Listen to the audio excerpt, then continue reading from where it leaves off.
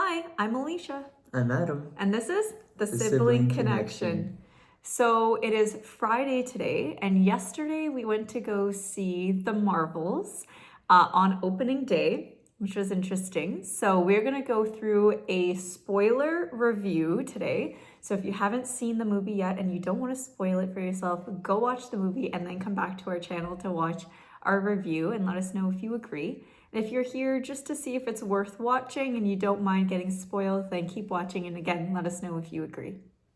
So, the movie is centered around three female characters: Captain Marvel, which we see in the Avengers, but we also see in her own movie, Captain Marvel.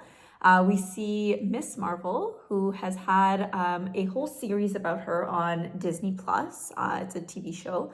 I think it was like 6 or 8 episodes, and it was good. It gave you an introduction to her and her life and who she is as Kamala Khan, and then who she is and how she becomes Miss Marvel.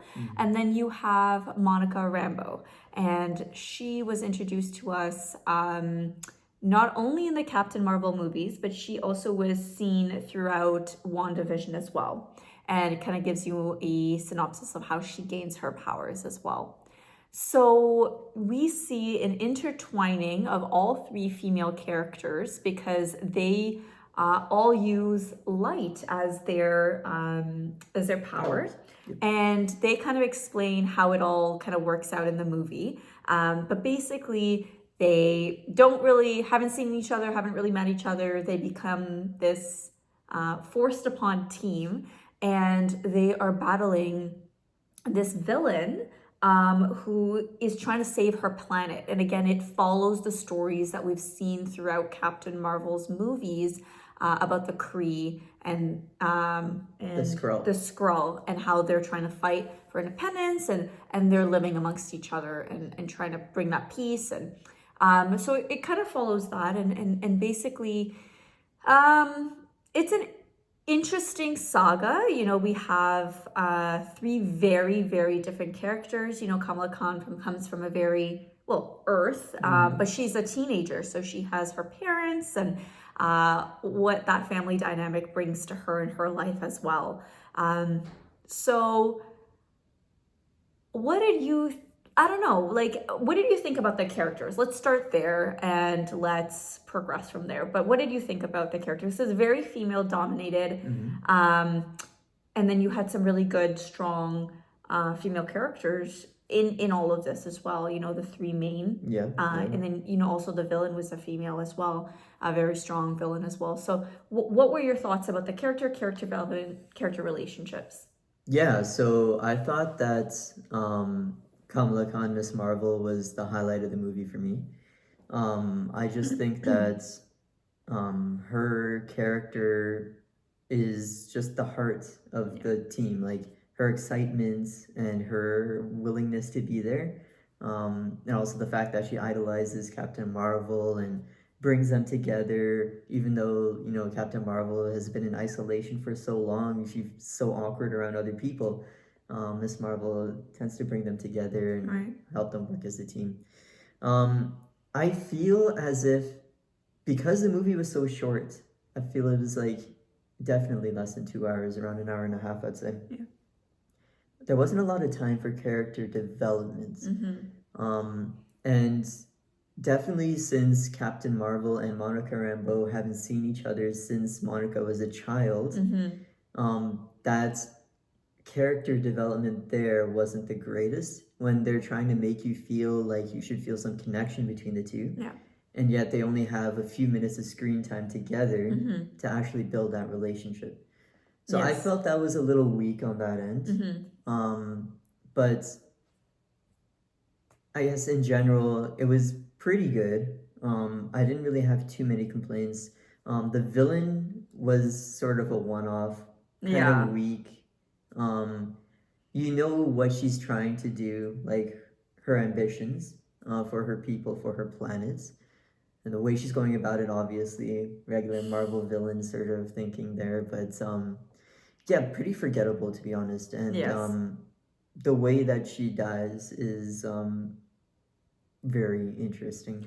Yeah, I mean, A so waste of time, I'd say. yeah, completely. Completely. I agree with you. I know that we chatted a little bit right after the movie about our Mm-hmm. thoughts, and I would agree. I think they could have done a lot more for Captain Marvel and Monica Rambeau, and just bring back um, those feelings that people would have wanted to have when they were watching Captain Marvel and Monica when they were like when she was a child in the previous movies. I didn't get that. I can understand that, you know, Monica's now grown up, she has now power, she's a completely different person. But if you're going to put them on the screen and say, hey, you need to care about these two characters, you need to do a better job with making people feel like they need to care about the characters. You can't just push them upon themselves. You need to give that storyline time to grow, you need to give it an opportunity to touch people's heart, and that wasn't there for me. I would agree with you. I think Kamala Khan is the heart. I think it's partly due to because she's a fangirl and she, you know, she says they're twins. Captain Marvel and Miss Marvel are twins, and I think that was really, really cute, that humor around there.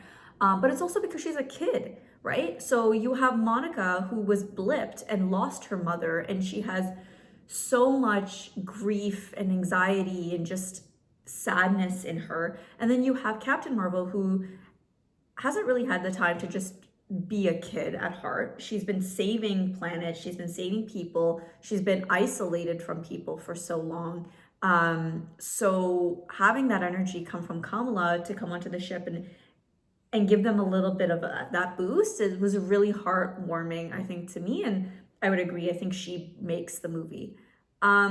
Villain, completely agree again. Very forgettable. Very forgettable. I think so. The way, again, because this is a spoiler review, the way that she dies is she gets both cuffs. So The Bengals. the bangles, yes, the both bangles. She has one, she gets the other from Kamala, and she tries to rip a hole in the atmosphere to absorb the sun to take it back to Hala, her planet, to save her people. And she just bangs both bangles together, and you can tell that it's overwhelming the power, and she just evaporates. She's gone like this. And I thought, holy, we spent an hour of our time, over an hour of our time, probably an hour and almost an hour and a half of our time, watching you basically defeat all three superheroes. It takes you three people to bring you down, and you can't even bring her down. She just does it to herself. Like, what was the entire point? You should have just given her the bangle to begin with. She could have done this and be done with it, and we never had to sit through the movie. So very, I don't know. Yeah. It was just not, it was so anticlimactic. Yeah, and I felt like there wasn't really anything at stake, really. Yeah. Because if all she had to do was bang her bangles, evaporates, and then all the Marvels had to do was actually just channel all their energy into Monica, and then Monica could fix everything, then What was the point? what were the stakes of the actual movie? Completely agree. So the way that they resolve this, so the atmosphere gets kind of ripped open, the sun is being absorbed, Earth is gonna die, blah blah blah. So Captain Marvel and Miss Marvel, they channel all their energy into Monica because Monica can absorb that energy and then push it out somewhere else. So that's kind of what her powers are. And she basically has to go behind the tear and channel that energy back into the tear and close that hole. That was another complete plot gap for me. So she gets closed behind those doors. She's in a completely different universe now. But they never explained, why did she have to go behind the tear? It makes no sense the way that she was channeling that energy. She could have done it on the other side where she would have stayed in her own universe, channeled that energy. There was no explanation. It was just another way to get rid of a character and continue that storyline further. I don't know. What were your thoughts about that? Because it was a miss for me. Yeah, there wasn't really any indication that she needed to be on the other side. Like, it's not like she was pulling pieces that had floated away together or something like that. It was like everything was just ripping. But then the way she was channeling it, she could have easily done that from our side. Yeah. So I agree. I think it was just a plot device to make us feel lost for a character. But at the same time, that character hadn't been given much character development for us to actually feel attached to the character or her relationship to the other Marvels so that it feels like the team is incomplete or something like that. And that's the thing. Like, so they're so sad. So Captain Marvel and Kamala are so sad. Oh, they lost a member of their team. We have no idea where she is. I didn't feel really sad. Like, I just went, oh, okay, so that sucks. Like, she's gone. Yeah. But it wasn't like when we lost huge members of the Avengers team where you felt it, because they just, again, they didn't put the time and effort to developing that relationship with us. But also, I think we're at the stage in the MCU right now where there aren't any stakes. We live in a multiverse sort of reality where if one character dies, we can bring him back from like another alternate reality. So what are the actual stakes when a character dies? Yeah. Right? Like, they can come back at any time. Like, even the ones you're talking about, Iron Man, like Captain America, if they wanted, they could bring them back from a different reality. Yeah. So that's the con of a multiversal sort of saga. Nothing really has any stakes. Yeah. And it makes, I agree, and it kind of makes the movies kind of go, oh, okay, like, you know that they're going to come back. You know that there's a possibility. It's not like it used to be where, you know, someone dies and it's just, it rips out your heart a little bit. And I agree. I think Disney and Marvel need to figure out a way to reconnect the audience to its characters, one, and make the stakes higher, because otherwise these movies, they don't mean much anymore. It's just a time pass, and we have so many movies like that out now that it's just kind of like, oh yeah, we'll just put on the TV. We'll just, you know, put on like a home movie and we'll watch that on DVD or, you know, now streaming. In Marvel used to be that thing where you would want to wait till the next one because it would be that iconic. I just think it's losing that. Yeah, I think this movie could have served itself better maybe as a Disney Plus series. Yeah. As is, it was very short. And I feel like it was trying to be like one of those indie movies, but with a very high budget. So like, I don't think it hit any of the things it was going for. Yeah. Which is kind of sad. I know we're talking, you know, the cons about it like a lot, but I didn't have a terrible time watching it. No, it was entertaining. It was entertaining. There were a lot of funny moments in it. But yeah, I just feel like it was a disappointment. Yeah. And I think that's why we're talking about the negatives so much. Yeah. I mean, I think everybody that I talked to had high hopes for it. I think we have to call out that, or I have to call out that the fact that other faiths, other people of color are being recognized in the movie, and I think that is a huge step. So I don't want that to go unnoticed. I think they did a really good job just, you know, letting that show and shine a little bit more, and they did that with Miss Marvel's series as well, which is really good because obviously they're a Muslim family. That's Kamala Khan. They're Muslims in the show as well, in the movie. So letting that shine through a little bit is great. I think on every other front, though, there had to be improvements to make this worth rewatching. So let's do our reviews. So First, actually, I do want to say that the post-credit scene was actually really good. Oh my goodness, how could we forget? Yeah, so definitely watch that, stay for that. I guess since this is a spoiler review, we can talk about it. But so Monica wakes up in a hospital bed, basically. And then there's her mom, or who she thinks is her mom, sitting by her bedside. But in fact, it's actually a different sort of character. Yeah. And who's looking after Monica is the Beast from the X-Men. So I think that is just super exciting. Yeah. It's fun.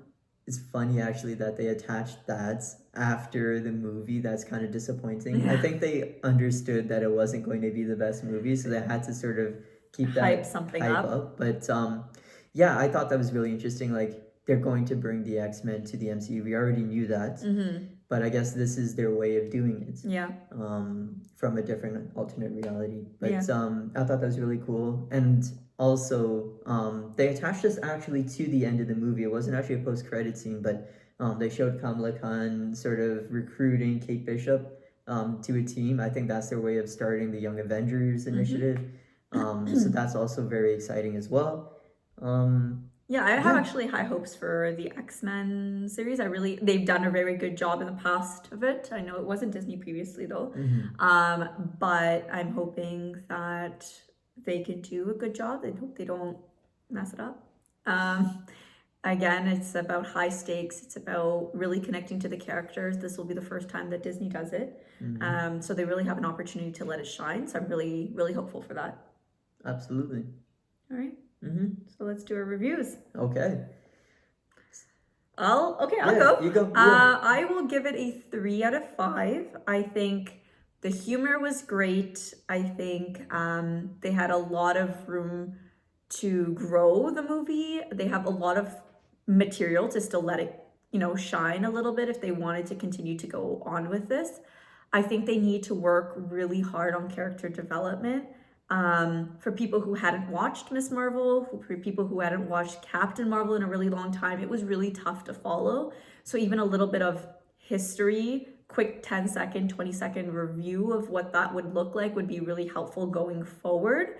Other than that, I think it was, again, an enjoyable movie. It was entertaining. But that's about it. I think it would just be entertaining. Yeah, I agree. I'd give it a 3.25. As we discussed, lots of disappointments, but there was still a good amount of humor. Yeah. The Flurkins were Oh my awesome gosh. and cute. Yes. And I kind of enjoyed that singing planets, even though I thought it was a waste of time. Yeah. And that's the thing though, when your movie is an hour and a half and you feel like it could be trimmed down even more, I think that goes to show that there's not a lot of substance there. There wasn't much plot. Yeah. I think the majority of that plot was them switching powers. Yeah. And I thought, that's not actually your plot. Yeah. That's a plot device. So the fact that they were spending so much time on it was kind of like, do you actually even have a plot? Yeah, do you even have something to do? So I thought that was kind of disappointing as well. But 3.25. There was still enough there to make it an enjoyable experience. Just probably not one that I would repeat anytime soon. Yeah, I think if it comes out on Disney Plus and you're in on a Friday night and you want to have a reason to have some popcorn, put it on. I think you won't be disappointed for spending that hour and a half, but I probably wouldn't do the theater experience. I for myself, I think it would just be as enjoyable watching it at home once. Yeah. So thank you so much for tuning in. If you agree with our review, let us know in the comments below, but don't forget to like and subscribe, and we'll see you soon for our next review. Bye.